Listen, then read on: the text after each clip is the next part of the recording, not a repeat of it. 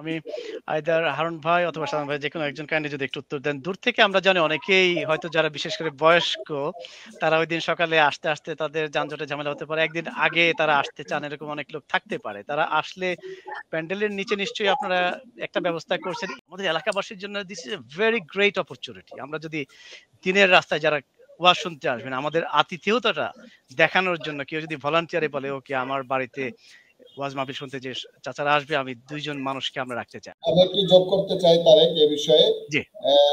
তোমার এই বিষয়ে হতাশ হওয়ার কোনো কারণ নাই। আমাদের নবাবগঞ্জের ওই এলাকায় বিশেষ করে বারোয়াখালী এবং আশপাশের যে এলাকাগুলো আছে সেই এলাকাগুলোর প্রত্যেকটি বাড়িতে তাদের যত আত্মীয় স্বজন আছে কাছের আত্মীয় দূরের আত্মীয় ভরপুর থাকবে দুদিন আগে থেকে। তারা জানেন যে মাহফিলের দিন এন্টার করতে পারবেন না, তারা ঢাকা থেকে গাড়ির প্রচন্ড জ্যাম থাকবে।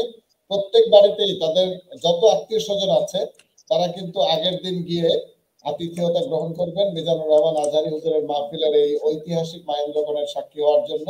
এবং আমি যতটুকু জেনেছি আমাদের বাড়িঘর তোমাদের বাড়িঘর এগুলো কানায় কানায় পূর্ণ থাকবে। আমাদের আত্মীয় স্বজনকে আমরা দাওয়াত দিয়ে রাখছি।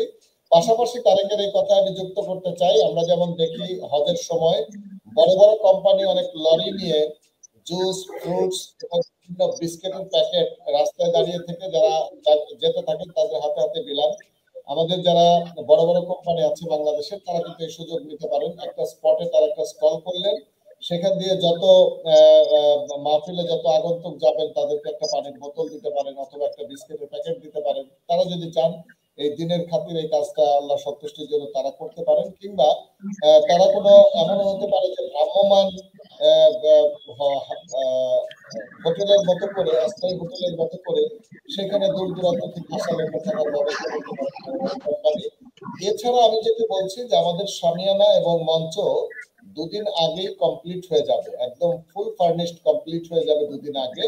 ইভেন্ট ম্যানেজমেন্টের সাথে আমাদের এমন কথা হয়েছে। তো মঞ্চের সামনে যে বিশাল শামিয়ানা টানানো থাকবে তার নিচে কিন্তু ত্রিপল দেওয়া থাকবে। শুধু যারা দূর দূরান্ত থেকে আসবেন তারা যদি সাথে সম্বল হিসেবে একটা কম্বল নিয়ে আসেন তাহলে কিন্তু তারা সেখানে অনায়াসে রাত্রি যাপন করতে পারবেন। এবং দূর দূরান্ত থেকে যারা আসেন আমাদের এক্সপেরিয়েন্স হচ্ছে অন্যান্য মাহফিলে মিজানুর রহমান আজহারী হুজুরের মাহফিলে আগের রাতেই তারা চলে আসেন এবং তারা এসে জায়গা গ্রহণ করেন যেন পরের দিন জায়গায় কোনো ব্যারিয়ার তৈরি না হয়, তিনি যেন নিরাপদে বসে সামনে থেকে হুজুরকে দেখতে পারেন।